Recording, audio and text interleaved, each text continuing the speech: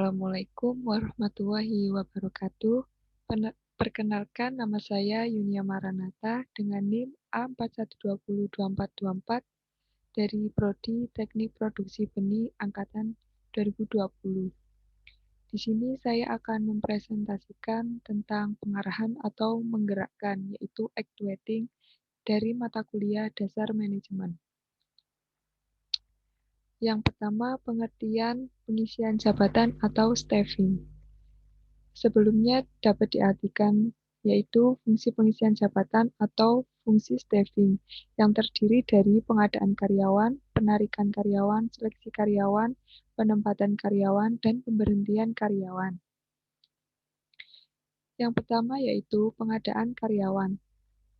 Yang pertama, pengadaan adalah proses penarikan, seleksi, penempatan, orientasi, dan induksi untuk mendapatkan karyawan baik kualitas maupun kuantitasnya. Hal ini dapat disesuaikan dengan kebutuhan suatu perusahaan.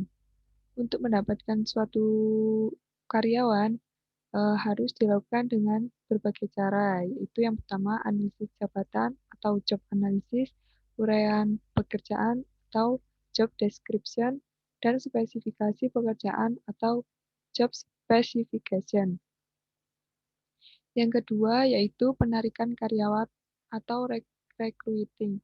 Kegiatan mencari, menetapkan sumber tenaga kerja yang diperlukan, dan mempengaruhi cara penarikan melalui suatu iklan.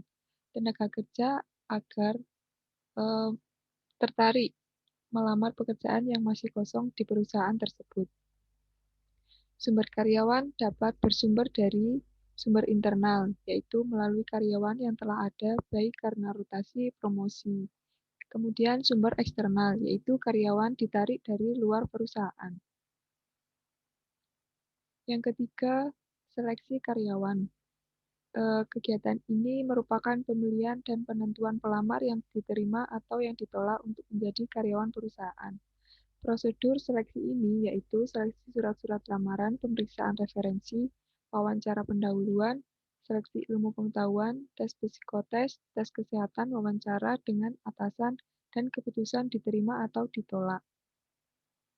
Ada beberapa tingkat-tingkat seleksi, yaitu seleksi tingkat pertama, kedua, dan ketiga. Penempatan karyawan merupakan suatu karyawan yang telah lulus seleksi jabatan tertentu. Dalam penempatan harus dilakukan orientasi dan induksi. Dalam orientasi memberitahukan karyawan baru tentang hak dan kewajibannya, tugas dan tanggung jawabnya, dan peraturan perusahaan. Tujuan dari hal ini supaya karyawan merasa dirinya telah diterima di lingkungannya. Kemudian induksi. Kegiatan ini untuk mempengaruhi tingkat lakunya karyawan baru yang telah ditempatkan agar ia menaati peraturan dan norma perusahaan.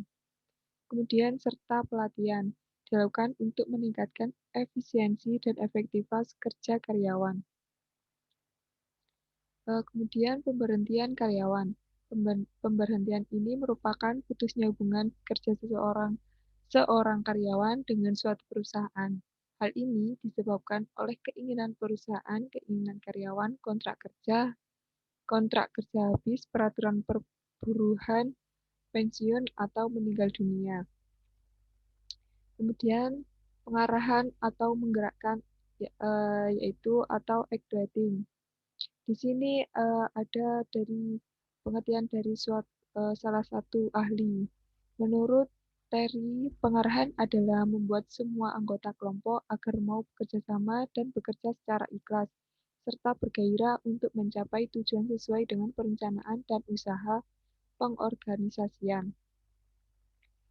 Jadi, pengarahan merupakan kegiatan yang dilakukan oleh suatu pemimpin untuk membimbing, menggerakkan, mengatur segala kegiatan yang telah diberi tugas dalam melaksanakan sesuatu kegiatan.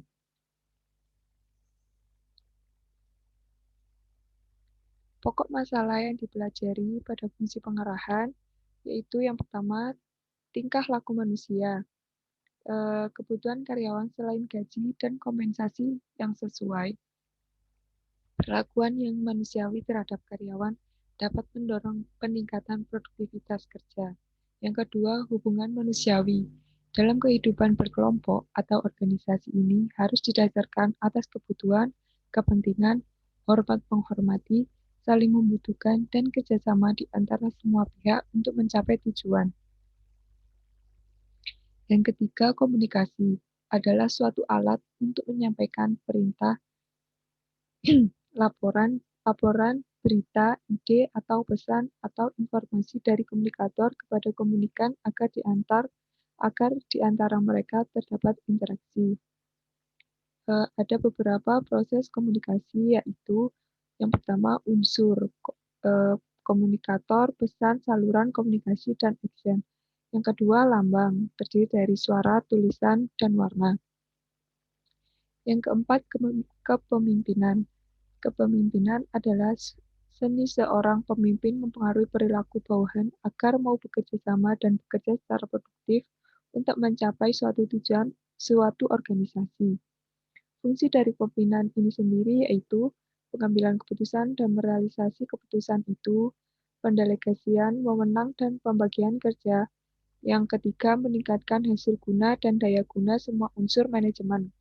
Yang keempat, memotivasi bawahan supaya bekerja efektif dan bersemangat. Yang terakhir, mengembangkan imajinasi, kreativitas, dan loyalitas.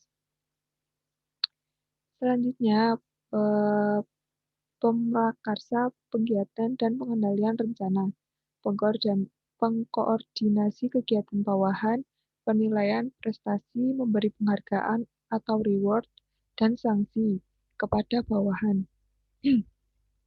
Pengembangan bawahan melalui pendidikan maupun pelatihan, memelihara aktivitas perusahaan, dan bertanggung jawab atas semua tindakan kepada pemilik, pemerintah, dan bawahan. Memberi kompensasi, ketenangan, kesejahteraan pada karyawan. Unsur-unsur kepemimpinan yaitu pimpinan, bawahan, organisasi, tujuan dan lingkungan internal dan eksternal perusahaan. Gaya atau tipe kepemimpinan menurut Malayu SP Hasibuan. Kepemimpinan otoriter. Jika seorang pemimpin menganut sistem sentralisasi wewenang, falsafah pemimpin bawahan adalah suatu pemimpin yang menganggap dirinya paling berkuasa, paling pintar, dan mampu. Pengarahan dilakukan dengan cara instruksi dan perintah. Orientasi kepemimpinan hanya untuk meningkatkan produktivitas kerja karyawan, namun tidak memperhatikan perasaan dan kesejahteraan karyawan. Yang kedua, kepemimpinan partisipatif.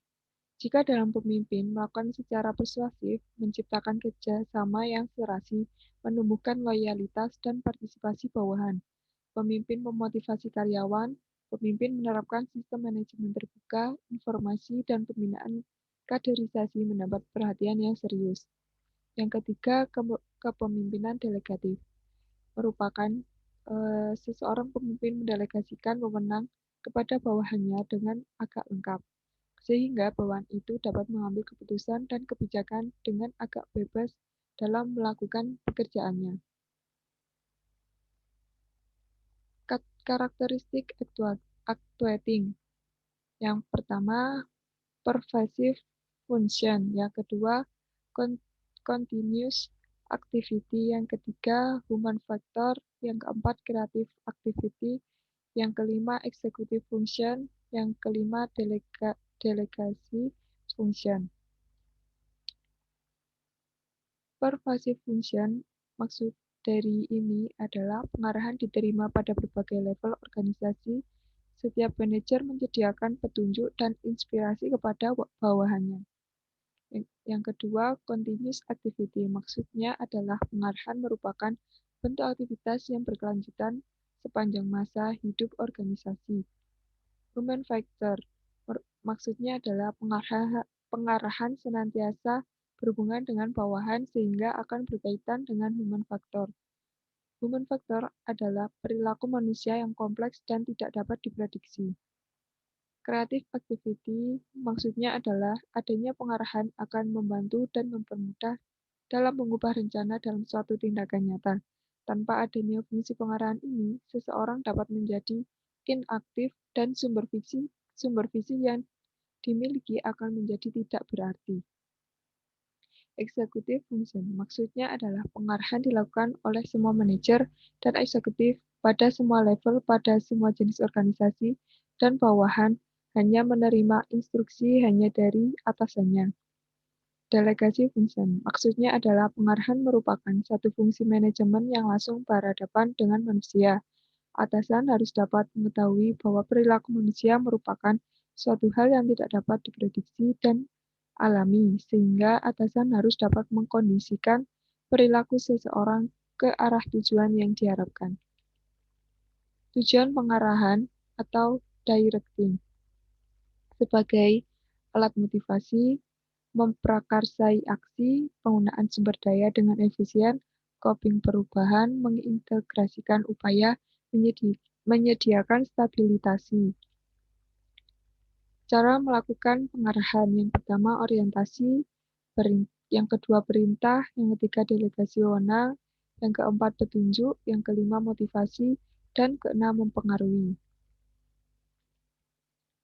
Sekian yang dapat saya presentasikan. Maaf bila ada kekurangannya, mohon dimaafkan. Terima kasih. Wassalamualaikum warahmatullahi wabarakatuh.